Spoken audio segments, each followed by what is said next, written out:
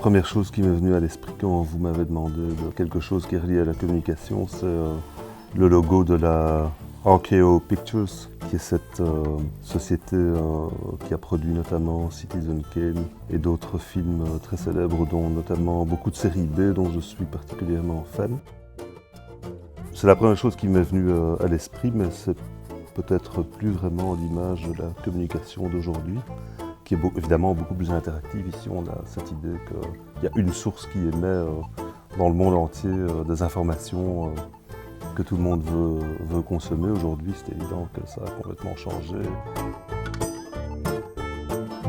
Le centre de recherche cognition et neurosciences a également une page Facebook qui est connectée au site web et que nous utilisons pour diffuser les annonces des séminaires que le centre organise, diffuser l'apparition d'un article important, bien des informations relatives à des faits marquants qui concernent le centre.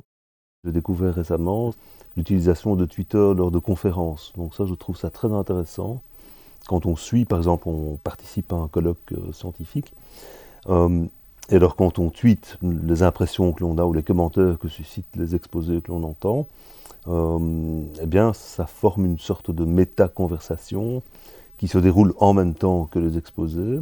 Et donc ça, je trouve ça vraiment intéressant comme moyen d'utiliser ce médium-là, Twitter en particulier, justement à cause du caractère instantané, court, exactement comme si on chuchotait quelque chose dans l'oreille de son voisin en disant qu'est-ce qu'il raconte, ou en disant waouh, ça c'est vraiment un résultat extraordinaire.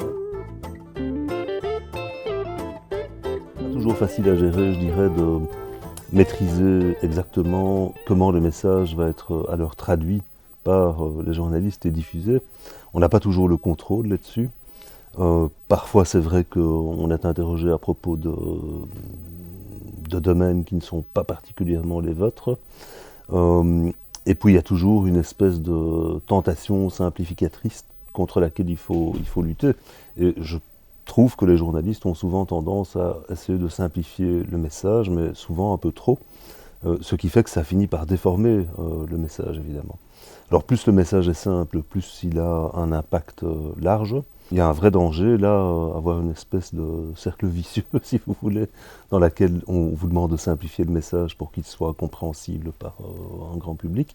Alors on le simplifie, mais on le simplifie un peu trop, puis le journaliste le simplifie encore davantage. Et finalement, le message n'est plus celui qui était ce qu'il fallait retenir de l'article scientifique sur lequel la communication est basée, par exemple.